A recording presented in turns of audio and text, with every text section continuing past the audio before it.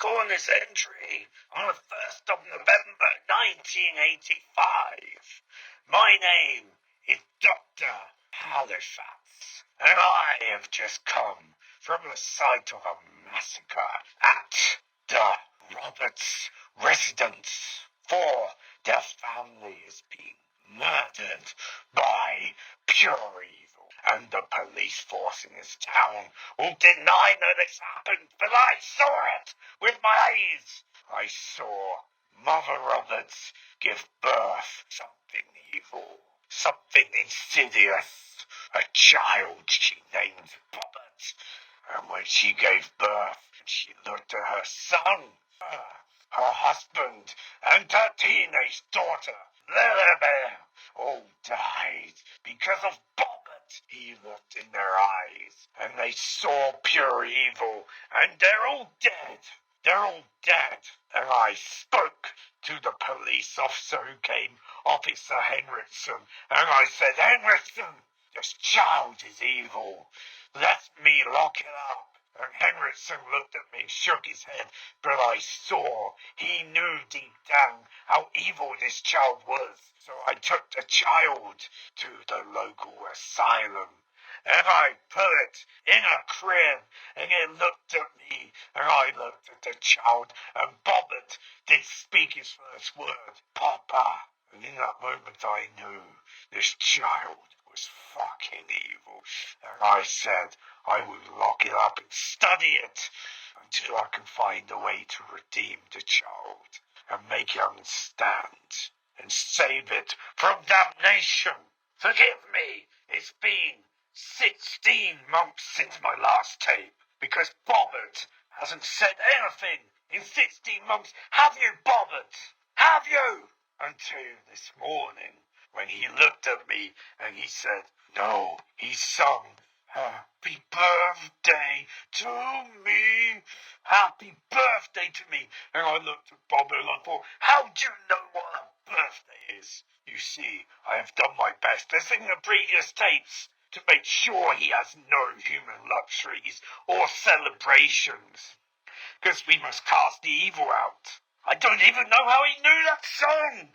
I have kept him secure and away from the other patients at this sanitarium, particularly the Myers patients.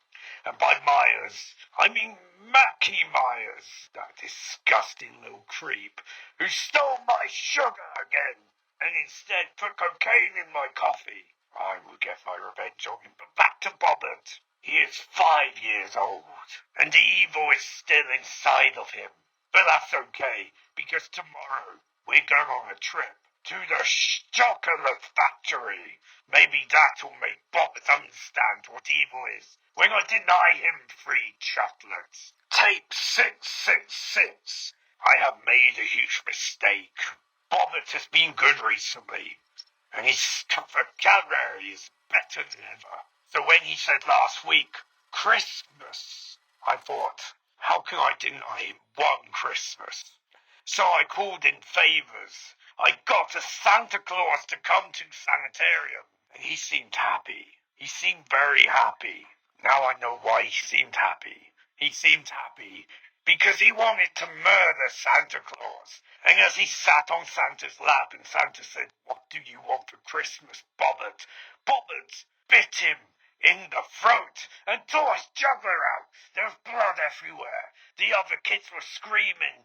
Santa was screaming at Bobert through gaspy breaths. And I was like, no, Bobert, that's Santa Claus. And Bobert started eating Santa from the head downwards, and I had to drag him off. But he bought me, and he started trying to bite me. So the bouncers and the wardens and everyone beat Bobert with sticks. And I said, no, it's not his fault. I can cure the evil.